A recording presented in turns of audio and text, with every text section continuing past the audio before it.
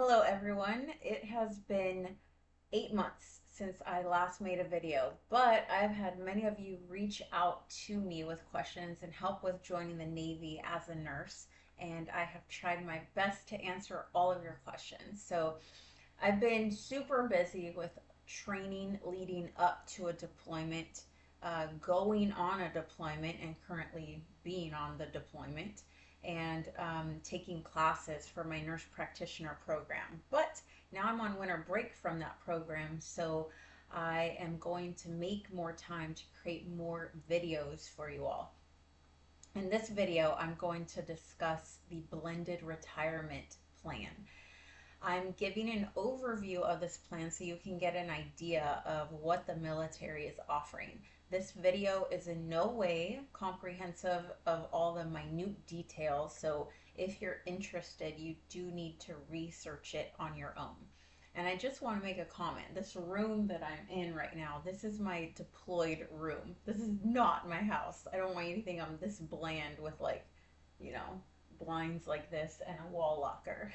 So I am currently deployed. Anyways, I had to throw that out there.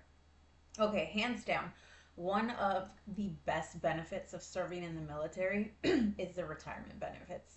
There aren't many jobs out there that enable you to collect retirement after 20 years of service and before the age of 62.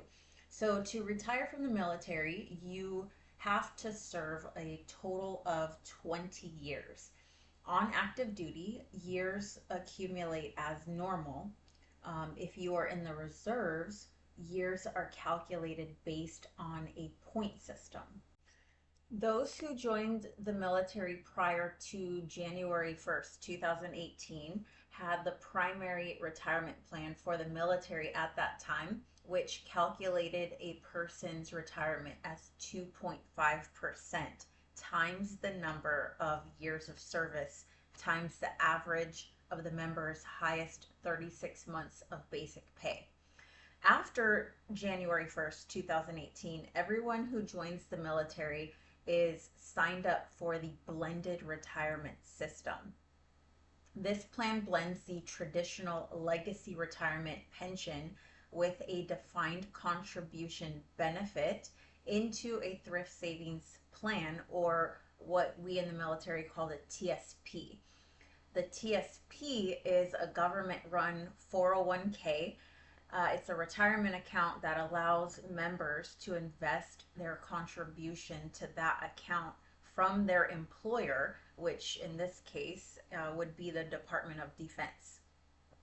The blended retirement system uses the same formula as the legacy retirement pension plan, but instead of taking the average of the service member's highest 36 months of basic pay times 2.5% of years of service, it's now 2% of total years of service. So if you serve 20 years in the military, you get 40% of your highest 36 months of basic pay as the defined benefit. So the more time you serve in the military, there are higher retirement benefits. And each year you serve more than 20 years, that percentage increases by 2% for each year of additional service. And then just remember, it's 2% of what your basic pay was for an average of the last 36 months of service that you did. So it doesn't take into account your housing allowance or overseas cost of living or any other extra added benefits. It's only your basic pay. For reservists, you will need 20 qualifying years of service to be eligible for a non-regular retirement defined benefit, and that's at the age of 60. But this age can be reduced to as low as age 50 with credible active service performed since the beginning of 2018. To determine a non-regular retirement, reservists have to calculate their equivalent years of active service which is based on points you have earned from serving your 1 week in a month and the 2 weeks of annual training, plus any deployments you have been activated on. So here's an example of the defined benefit part of the blended retirement system. Let's say you serve 20 years and you are now a commander, which is an O5 in the Navy. When you look at the current pay chart for an O5 with 20 years of service, the monthly pay on active duty is, I'm going to round it to $10,799. So using the formula for the defined benefit, you multiply 2% by 20 years.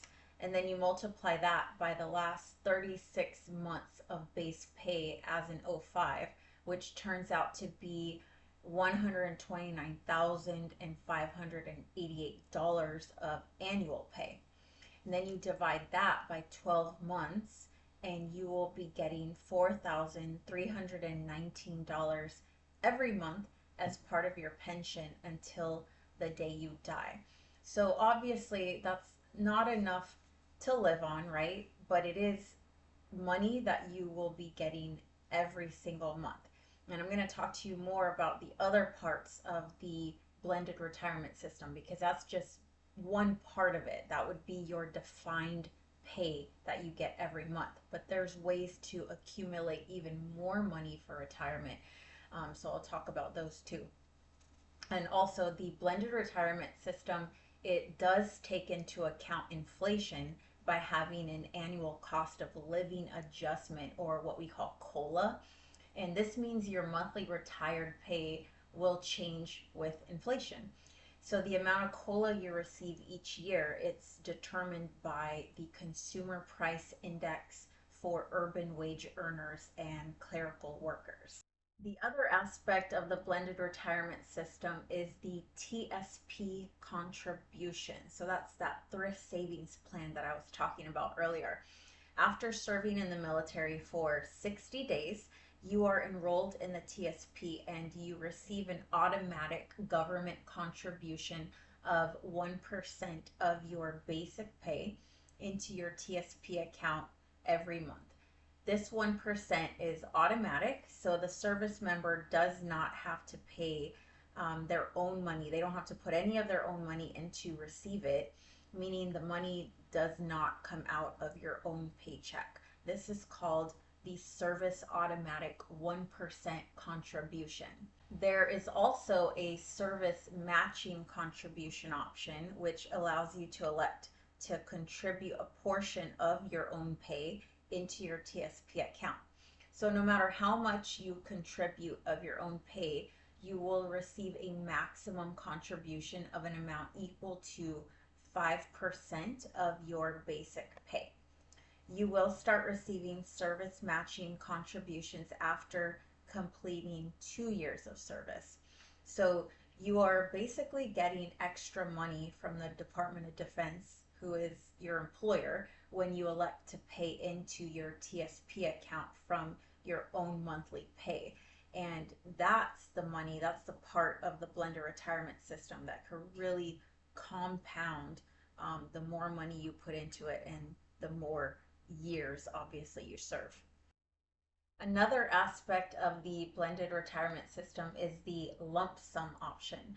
This gives you a choice at retirement to elect either a 25% or 50% discounted portion of your monthly retired pay as a lump sum in exchange for reduced monthly retired pay. Your monthly retired pay then returns to the full amount when you reach your full Social Security retirement age, which for most is age 67. This lump sum decision is entirely up to you. So if you choose not to do it, you get your full retired pay when you retire. Just know that lump sum payments are considered earned income. So depending on how much it is, it might push you into a higher tax bracket. The blended retirement system also has a continuation pay eligibility. You're entitled to receive a one-time mid-career bonus payment in exchange for an agreement to perform additional obligated service. This one-time bonus payment is in addition to any other career field specific incentives or retention bonuses, meaning, so like for ICU nurses or OR nurses, there's retention bonuses. You could get that, but also on top of it, if you elect to, the continuation pay part of the blended retirement system. So, what is continuation pay? It's a direct cash payout available at the mid-career mark, which is usually between 8 to 12 years of service. The amount of the bonus depends on if you're active duty, or reservist, and then your job. If you're active duty, you're eligible for a continuation pay multiplier of 2.5 to 13 times your monthly basic pay.